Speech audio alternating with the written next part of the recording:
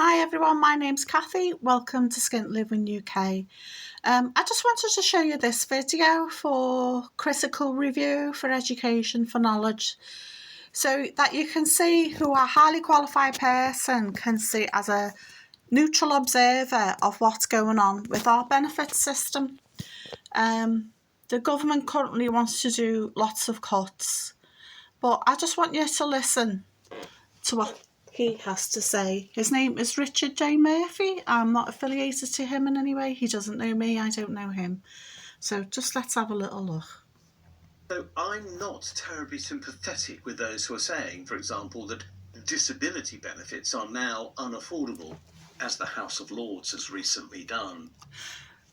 Just a quick interject there. The House of Lords, these people get paid over £300 a day just to attend. Not to do anything, just to attend. Over £300, I think it's £330 a day.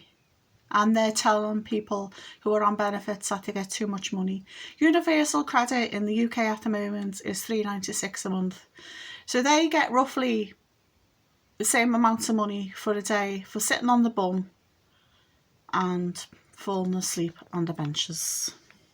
And those who are saying that we need to curtail the expenditure on these, as the Tories did towards the end of their period in office, and which Labour is also trying to do, to save £3 billion a year. Instead, what worry... So they're going to instigate lots of misery for the sake of £3 billion. How about they get rid of the 3 subsidised bars in the Houses of Parliament? 3 bars. Where do you have places of work where they have a bar and it's subsidised? There's lots of restaurants there that are subsidised, but they won't give kiddies free school meals while they sit there and get really fat and complain that the salmon's too dry there. This me is something quite different when it comes to benefits. In April last year, it was estimated that £23 billion worth of benefits that are owing to people in this country were not paid in the previous year. 23 billion. 23 billion of benefits went unclaimed. Imagine if you had a little piece of that. I think it would make you stop, solve a lot of your issues, a lot of financial problems, wouldn't it? Funny how the government keeps quiet about that. They want to cut 3 billion, but there's 23 billion unclaimed. Think about that.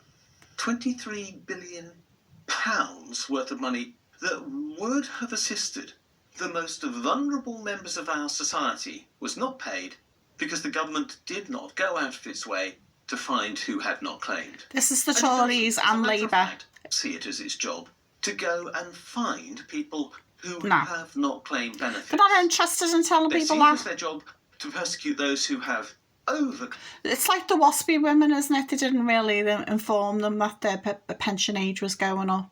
And again, they're not even attempting to inform people that they're entitled to all kinds of benefits. But they're vilifying them at the same time. Our society is messed up. Benefits. And let me be clear, I am not at all sympathetic with those who abuse the system and claim fraudulently. But let's also be clear, the scale of that problem is relatively modest. 2 billion or so a year at most of overclaims, matched by as many mistakes by benefit agencies in overpayments made. But you bear in mind, they are on it like a rat on a piece of cheese. If people are overpaid, they're there straight away, the DWP. The DWP is the largest debt collector in this country. They claim every little penny back. Every little penny. They hunt people down. They're disgusting. But if they're unwilling to pay people what's their due. This is a complex world where mistakes will happen. But those numbers are totally and utterly insignificant compared to £23 billion of unpaid benefits. In other words, these are sums that the government recognises that people need in order to live well, which they aren't getting. Roughly 1/3 of that sum, and the chart that shows the breakdown is going to be on your screen, 1/3 of that sum relates to universal credit, the basic benefit that people get. So around £8 billion a year is unpaid there. And so nearly 40% of people claiming universal credit are working. So don't think it's just people sitting on the bum. Another big chunk of the people who are claiming universal credit are ill. Since 2017, there's a benefit that they no longer pay. People who've been declared unable to work, they no longer get that supplement. I think it's about £115, £118 a month. It's not a great deal of money, but it's still money that they should be getting. So since 2017, they declare people have a lower capacity to work, unable to work, but they don't give them any extra. So kind, so fair, because Labour said they were fair. Now, don't get me wrong, I've always been a Labour supporter, so I'm not coming from a place of bias. Families are literally going to be struggling to make ends meet as a consequence. The next biggest one is council tax support.